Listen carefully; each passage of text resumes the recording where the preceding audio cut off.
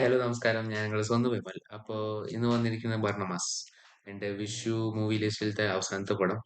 അപ്പോ മരണമാസിനെ പറ്റി പറയുകയാണെങ്കിൽ ഇറ്റ് വാസ് എ മരണമാസ് തിയേറ്ററിൽ വാച്ച്. ഫുൾ ഹ്യൂമർ ആയിരുന്നു. പറഞ്ഞു കഴിഞ്ഞാൽ മെയിൻലി ബ്ലാക്ക് ഹ്യൂമറാണ് അവർ പിടിച്ചിരിക്കുന്നത്. പിന്നെ കറന്റ് ഈ ട്രെൻഡിങ് ആയി നടക്കുന്ന സംഭവങ്ങൾ ഈ ഇൻസ്റ്റയിലും വാട്സപ്പിലും ഒക്കെ നടക്കുന്ന സംഭവങ്ങളൊക്കെയാണ് അവർ ഹൈലൈറ്റ് ചെയ്യുന്നത്. പിന്നെ ഇതിലുള്ള ക്യാരക്ടേഴ്സ് ഒക്കെ ഭയങ്കര ലൗഡാണ്. ഞങ്ങൾ വിചാരിക്കും അവർ ഓവർ ആക്ടിങ് ചെയ്യുകയാണ്. പക്ഷെ ഇറ്റ്സ് നോട്ട് ഓവർ ആക്ടിങ്. ആ ക്യാരക്ടേഴ്സ് അങ്ങനെയാണ്. പറഞ്ഞ ഭയങ്കര ലൗഡായ ക്യാരക്ടേഴ്സ് ആണ്.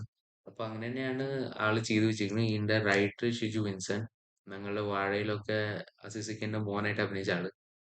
അപ്പോ ആളുടെ റൈറ്റിങ്ങും ഭയങ്കര അടിപൊളിയായിട്ടുണ്ട്. പിന്നെ ഡയറക്ടർ ശിവപ്രസാദ്. ഞാൻ ആളുടെ മൂവീസ് ഒന്നും കണ്ടിട്ടില്ല. ഞാൻ വിചാരിക്കുന്നത് ആദ്യത്തെ മൂവിയാണ് അറിയില്ലേ. പക്ഷെ ഈ മൂവിയിൽ ആള് ഭയങ്കരമായിട്ട് അടിപൊളിയായിട്ട് സീൻസ് ഒക്കെ ഓർഡർ ചെയ്ത കാര്യങ്ങളാണെങ്കിലും അല്ലെങ്കിൽ ക്യാരക്ടേഴ്സിനെ യൂസ് ചെയ്ത കാര്യങ്ങളാണെങ്കിലും ഭയങ്കര അടിപൊളിയായിട്ടുണ്ട്. പിന്നെ മെയിനായിട്ട് പറയാനുള്ളത് ഞങ്ങൾ സുരേഷ് ഏട്ടൻ. സുരേഷ് കൃഷ്ണ. ആളുടെ കൺവിൻസിങ്ങും പരിപാടികളൊക്കെ ഇൻസ്റ്റയിൽ ട്രെൻഡിങ് ആണ്. പക്ഷെ ഈ മൂവിയിൽ വരുമ്പോ ഹി വാസ് പറഞ്ഞ ആള് സീനില് ആള് കോമ്പിനേഷൻ വിത്ത് ബേസിലാണെങ്കിലും വേറെ ആക്ടേഴ്സിനൊപ്പം ആണെങ്കിലും ആള് ഒരു സ്റ്റെപ്പ് മുമ്പിലാണ്. പിന്നെ ആളുടെ പരിപാടികളൊക്കെ വേറെ ലെവലാണ്. ഈ മൂവി കാണുമ്പോൾ നിങ്ങൾക്ക് മനസ്സിലാവും ചെയ്യും. പിന്നെ ഈ മൂവി ബേസിക്കലി ഒരു സീരിയൽ കില്ലിംഗ് ടൈപ്പാണ്. പക്ഷെ ഹ്യൂമർ വേ. ഈ കണ്ടുപിടിക്കലും കാര്യങ്ങളൊന്നും അല്ല. കണ്ടുപിടിക്കലും കാര്യങ്ങളുണ്ട്. ഈ സൈക്കോ ഈ സൈക്കോ എങ്ങനായി ആള്. പിന്നെ സൈക്കോ ചെയ്ത് വെച്ചാണ് രാജേഷ് മാധവൻ. ആക്ടർ രാജേഷ് മാധവൻ. അപ്പൊ ട്രെയിലർ കണ്ടപ്പോ ഞാൻ വിചാരിച്ചു ആളീ ക്യാരക്ടർ എങ്ങനെ കൊണ്ടുപോകും, ക്യാരി ഫോർവേഡ് എങ്ങനെ ചെയ്യും. കാരണം ആളുടെ ലുക്കും പരിപാടികളും ഞങ്ങൾ ജഡ്ജ് ചെയ്യാൻ പാടില്ല. പക്ഷെ ഒരു തിങ്കിങ് ഉണ്ടായി. ഞാൻ വിചാരിച്ചു ലാസ്റ്റ് പോകുമ്പോ ഒരു കോമഡി പരിപാടിയിലായിരുന്നു. പക്ഷെ ലാസ്റ്റിൽ എത്തിയപ്പോ ആ സൈക്കോ തരമാണ് ആള് ചെയ്ത് കൊണ്ടുപോയിരുന്നത്. പിന്നെ ലാസ്റ്റില് ആ റീസൺ കാണിക്കും ഇയാള് ഇങ്ങനെ ഈ സൈക്കോ കില്ലർ ആയി. അപ്പൊ ആ റീസണും കൺവിൻസിങ് ഒക്കെ ചെയ്യുമ്പോൾ ഞങ്ങൾ അത് കാണുമ്പോൾ ഞങ്ങളും ആ കൺവിൻസ്ഡ് ആയി പോകും. ഇൻഫാക്ട് ഞങ്ങളും സൈക്കോ ആയി പോകും അത് കാണുമ്പോൾ. പിന്നെ കുറെ ഹ്യൂമറും കാര്യങ്ങളും ബ്ലാക്ക് ഹ്യൂമറാണ് കൂടുതലും പിടിച്ചിരിക്കുന്നത്. ബട്ട് ഇറ്റ് വാസ് പറഞ്ഞ ചിരിക്കാനുള്ള കുറെ വകയുണ്ട് മൂവിയിൽ. ഫൈറ്റും കാര്യങ്ങളും മാത്രം കണ്ട് മടുത്തു ഞങ്ങൾ 3 മൂവിയിലും. അപ്പോൾ ഇതില് വന്നപ്പോ it was great and I love the movie. ചിരിക്കാൻ ആഗ്രഹമുള്ളതാണ് ഈ മൂവി ഒരിക്കലും മിസ് ചെയ്യാൻ പാടില്ല. പിന്നെ വിഷുവായി കാരണം ഇടിയും പിടിയും കാണണം. പക്ഷെ ഇടിയും പിടിയുടെ ഒപ്പം കുറച്ച് ചിരിക്കാനുള്ളത് നിങ്ങൾക്ക് വേണമെങ്കിൽ മരണമാസം ഇസ് എ ഗുഡ് ഓപ്ഷൻ. അപ്പോ പിന്നെ മെയിൻ ആളുടെ പറ്റി ഞാൻ പറഞ്ഞില്ല, ബേസിൽ ജോസഫ്. ബേസിൽ ജോസഫ് എന്താ ആക്ടിങ്.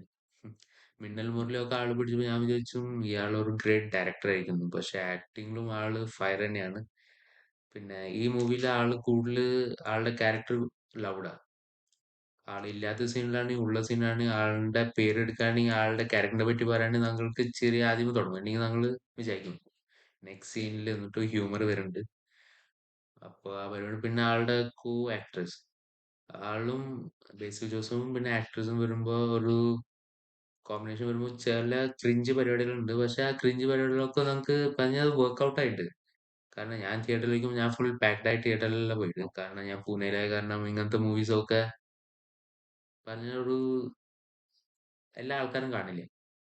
ബസൂക്കയ്ക്ക് കുറച്ച് ആൾക്കാരുണ്ടായിരുന്നു. ആൾക്കൂറി ജിംഖാനയിലും കൂടുതൽ ആൾക്കാരുണ്ടായിരുന്നു. പക്ഷെ ഈ മൂവിക്ക് വന്നപ്പോ ആൾക്കാര് കുറവായിരുന്നു. പക്ഷെ ഞാൻ വിചാരിച്ചു ഞാൻ മാത്രം ചിരിക്കാണോ ഇനി ഇനി പൊത്തി പിടിച്ച് ചിരിക്കേണ്ടി വരുമോ? പക്ഷെ ആ ഉള്ള ആൾക്കാരിലും ആ ചിരി വന്നെങ്കിൽ ദെൻ ഡയറക്ടറും റൈറ്ററും ഒക്കെ മീൻസ് മൂവി വർക്ക്ഔട്ട് ആയി.